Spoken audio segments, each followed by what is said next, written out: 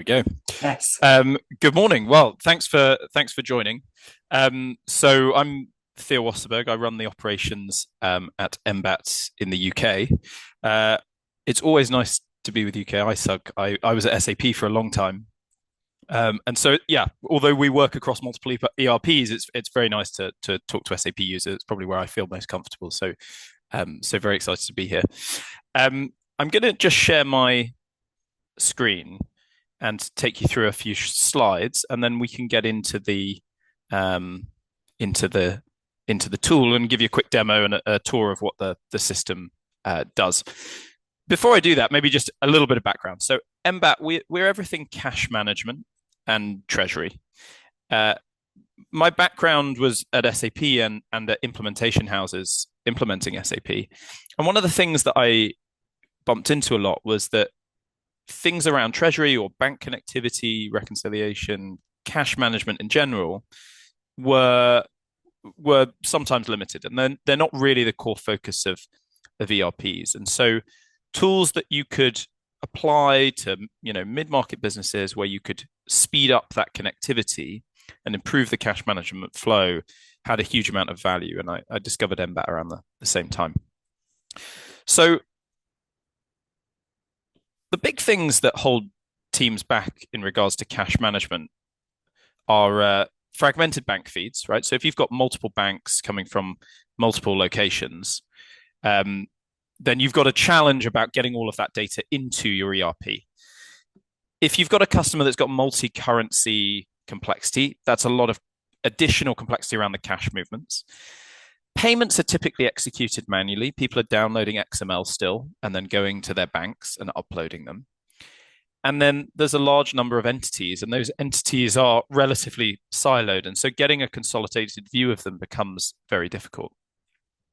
When you put that multi-entity, multi-bank, multi-currency kind of structure together, you get a massively increasing amount of complexity. It's not linear. It becomes exponential in terms of how difficult this stuff becomes to manage. And most teams are still doing lots of these cash management operations on Excel. So there's a huge amount of struggle, and I thought I'd just deep dive into the reconciliation aspect, which is where people often start with us. So the first is, people are very often downloading a bank statement, right? They might be doing that from 5, 10 or more banks, and in your teams, you may have somebody doing this, every day, every week, every month. That data often needs some manipulation to be able to feed into BYD or into any ERP to then manage a reconciliation process. Payments are handled manually, and so they're being reconciled manually. And then lots of data is having to be re-uploaded. And so that makes the reconciliation very slow and very manual and rules-based when you do get there. So huge amount of wasted time. There's a ton of risk. Nobody's got a handle on their audit and forecast risk because of it. And when you do want to see your cash position, it's a historical only view. And typically, we're in a T+1, T+2 or longer view to get a proper view of where cash is. So all of these things are just not hard to solve, and they shouldn't be the things that finance teams are spending their time on in 2026. And we can free up a lot of time to make things a lot more strategic. So as I say, that root cause for all of this, and this is the limitation ERP, is the bank connectivity has some weakness. The automation is very rules based, right? So as soon as you step outside of very tightly parameterized rules, things fall over. And then you get this very fragmented view of cash. And so everybody's relying on Excel and doing this manual data manipulation. So very quickly, just to tell you about Emabt, we're nearly 400 customers now. We've got customers with operations in over 50 countries in terms of banking relationships and cash management. And we've got offices in Spain, London, and Germany. We're backed by some big names like Creandum, who backed Klarna and Spotify and some other really well-known names. And if you give us a Google, you'll find some good news articles about us. So what does Emabt do? Let's talk about that. Emabt fundamentally sits between banks and the ERP, right? And the ERP can be any ERP. And we have this bidirectional connectivity between the banks and the ERP. Once you've got that bidirectional connectivity, you can pull all of the transaction data in real time from your banks. And I say banks, I mean financial products. It can include PSPs, it could include credit cards, etc.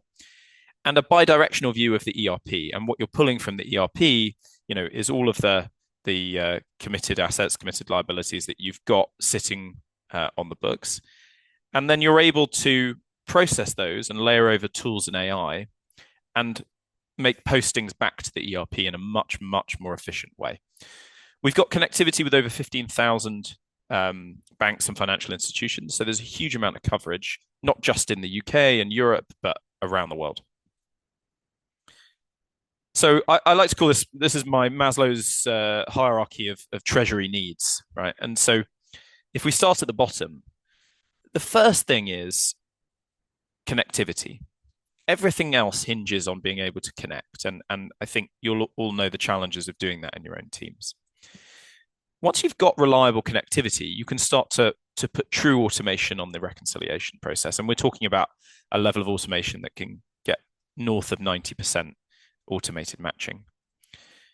Often the next thing people will do is orchestrate payments. So, if you're logging in and out of 5 different banks around the world and passing manual files around, this is an opportunity to centralize that function and orchestrate those payments globally. Once you've got those things in place, often people are doing cash flow management and forecasting. And in any ERP, whether it's SAP or others, the reality is everybody does their cash flow on an Excel because the data reliability requirement is so tough. And, most finance teams have got more than one number for the cash flow, and there's lots of disagreement on what it is exactly. So we have tools around that make that cash flow forecast much more powerful, much more reliable, and much easier to generate. And then the top of this pyramid is about wider treasury management. And we can go up to much more complex problems around intercompany, debt management, cash optimization, payments and collections on behalf of. So there's a huge amount there. But the point I really want to make is that Emabt is very modular. And so people are able to, maybe they just do connectivity and reconciliation. And if they ever adopt the things further down the road, that, they can bite them off in an easy to digest way. So getting that single source of truth and getting that automation and control gives you very strong control around cash. And I'm going to just show that to you in a demo now. So if I just stop sharing my screen, and can I just confirm everyone can see that? I'm in the Emabt homepage. Good. Okay, so it's a cloud product. You can access it anywhere in the world with an internet connection. And if I log in now, I'll take you to the homepage. So I'm going to go through the various modules that we've got here on the left, right, around banking, treasury, payments, etc. But the first thing I just want to show you is you've got a dashboard here. And up here, you have a view of all of the entities in your group. Yeah. And if I just deselect 2 of these, you see a partially consolidated view of the numbers here. I can take just a single entity, or I can take a consolidated view for the entire group. This isn't just changing the outputs on the dashboard.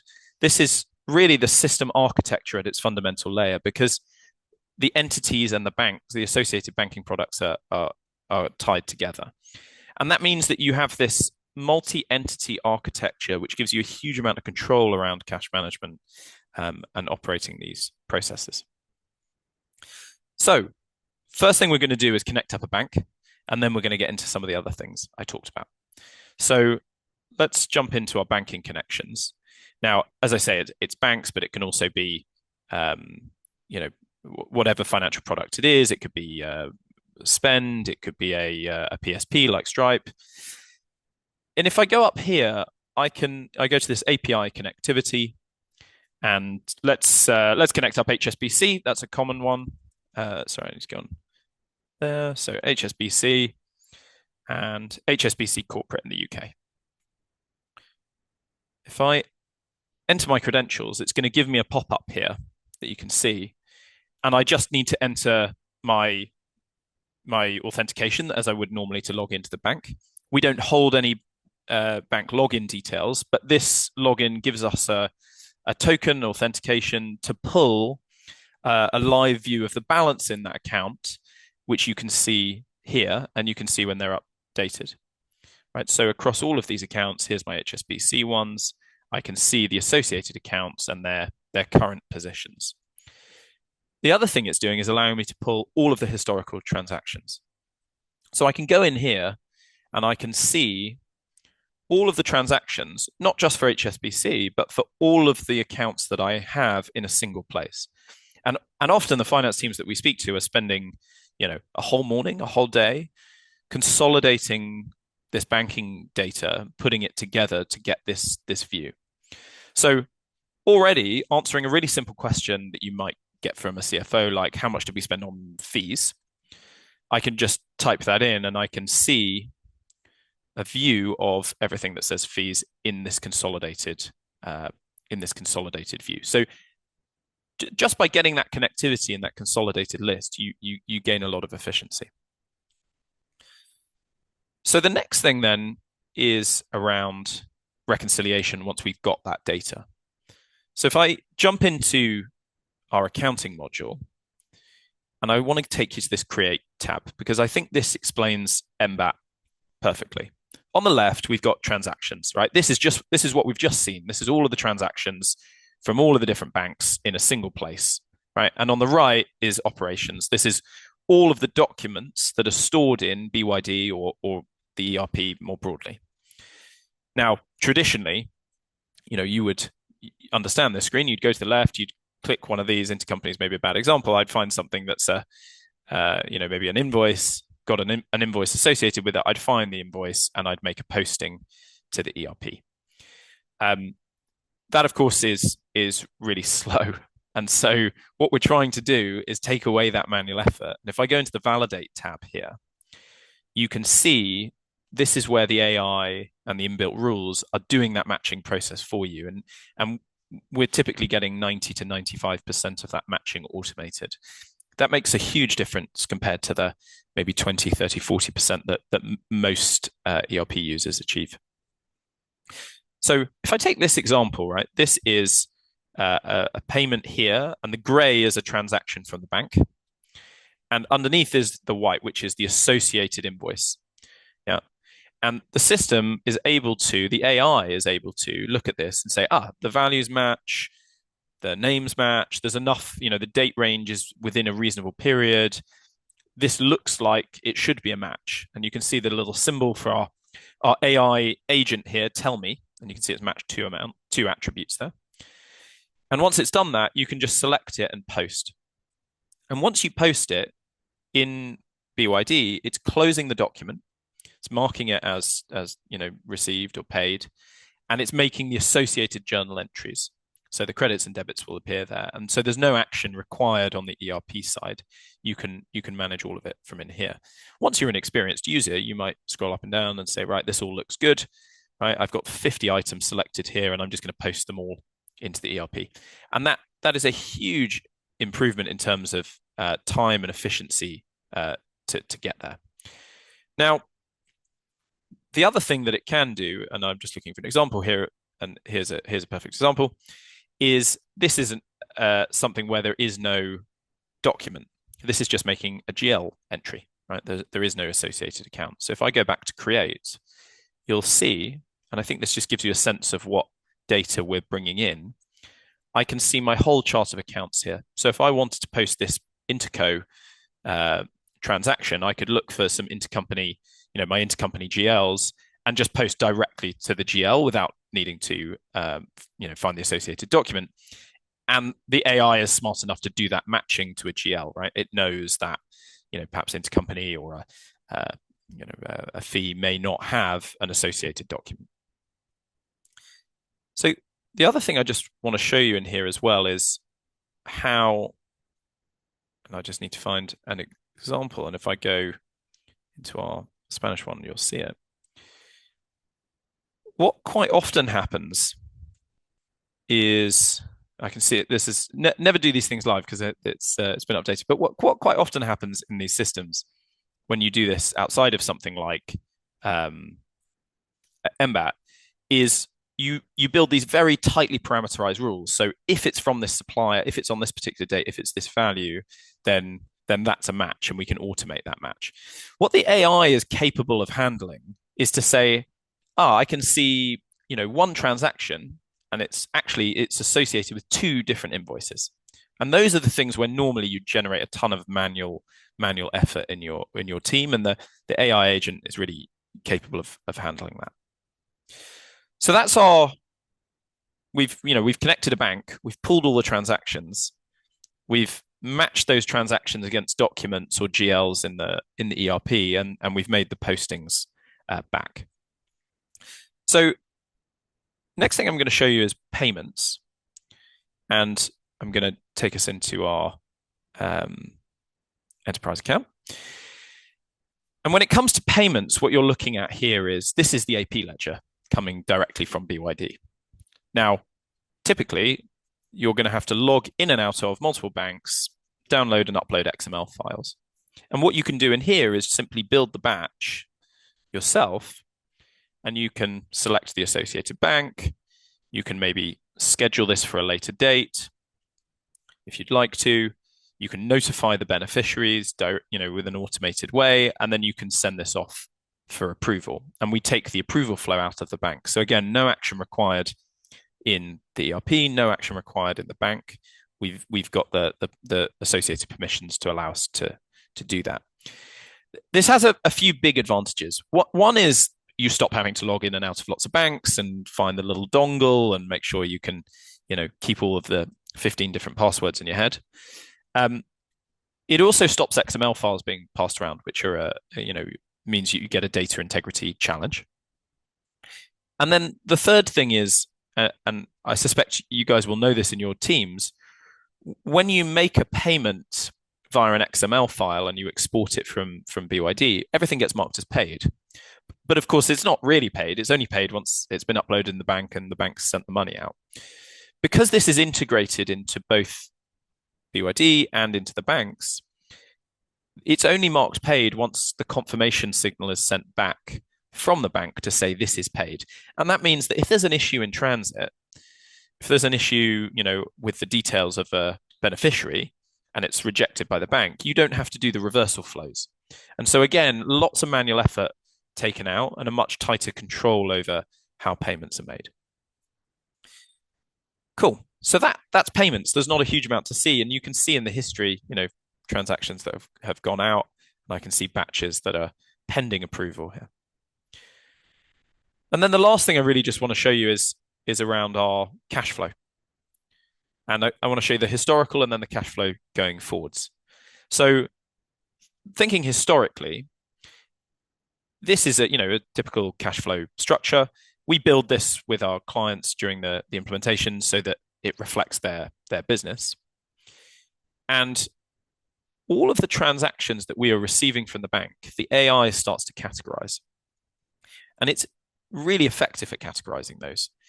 And it learns from you as a user. But it means that I can go into a particular line item within my historical cash flow forecast. So this is November of last year. And I can drill down into the associated transactions coming from the bank. Yeah, and I can do that for any of these lines, and I can see what makes it up. That takes a huge amount of hassle out of building the historical view, and you can see it here. It also applies to the associated accounts. It can see where the movements have been historically.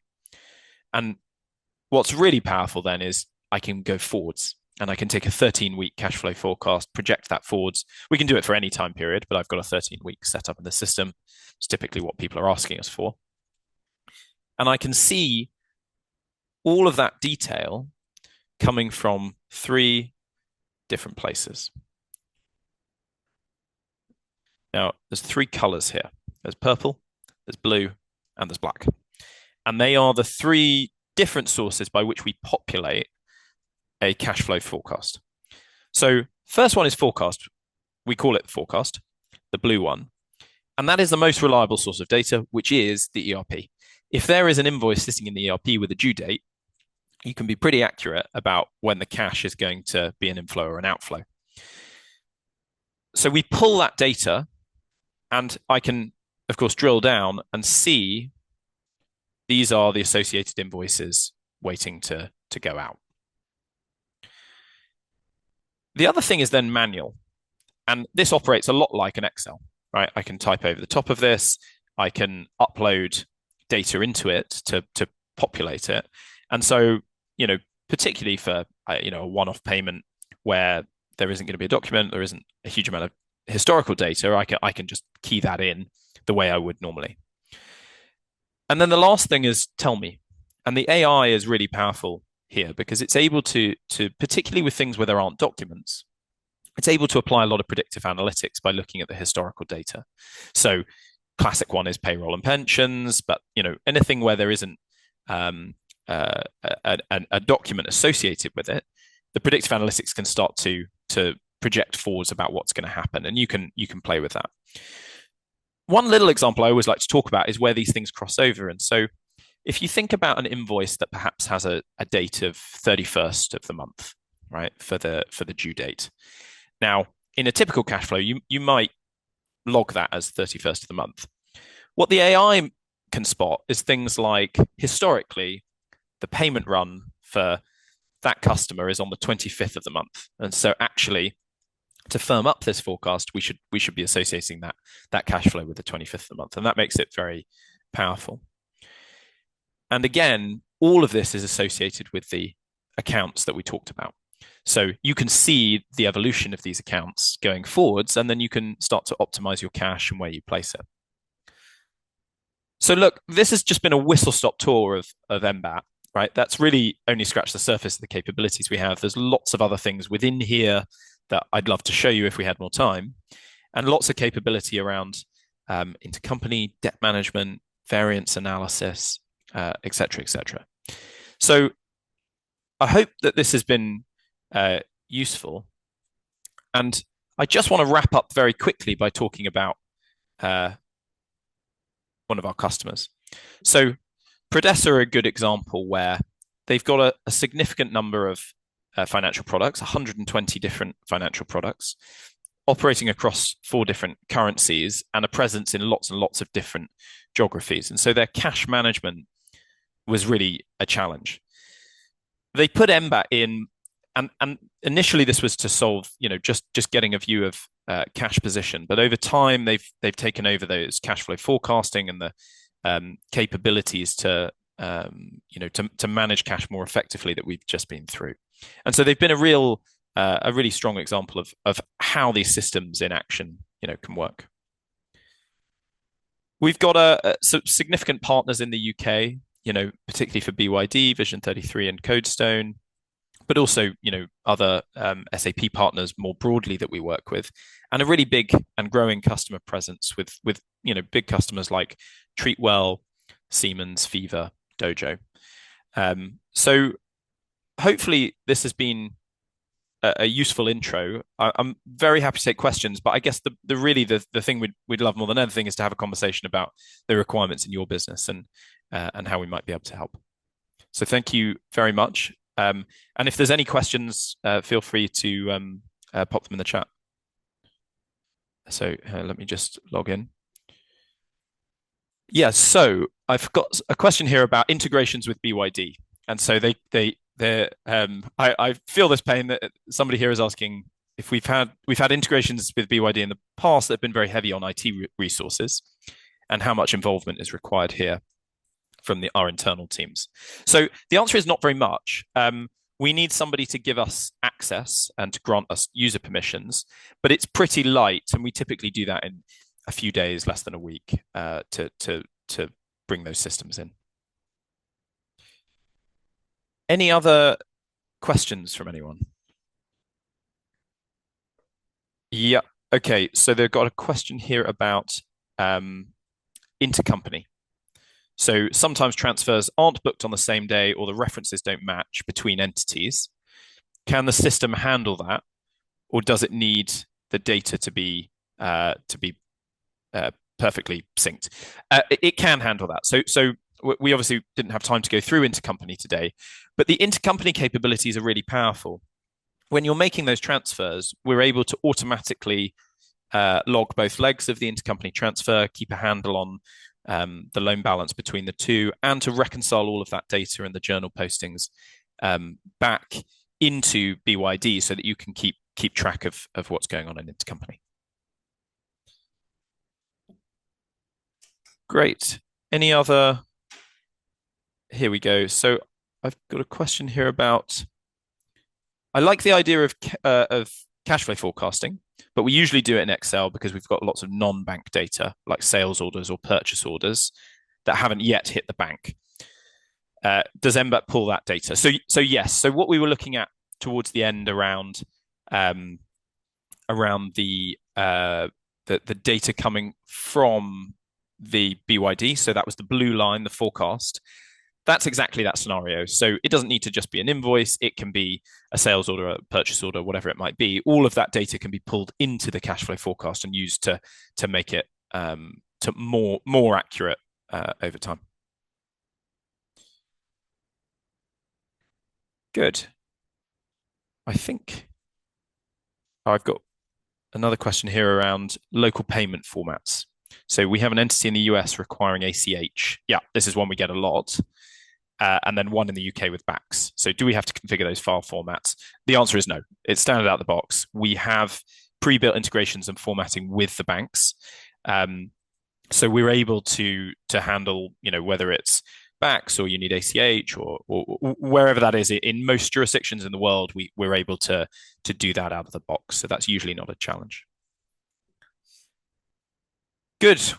I think we're coming up on time. So thank you so much for the time. I think UKI SUG will follow up with you, but we'd love to hear from you. And if any of this resonates, then very happy to have a conversation, and we can do a demo in a lot more detail and make it specific to your business. So thank you very much, and hopefully speak to you soon.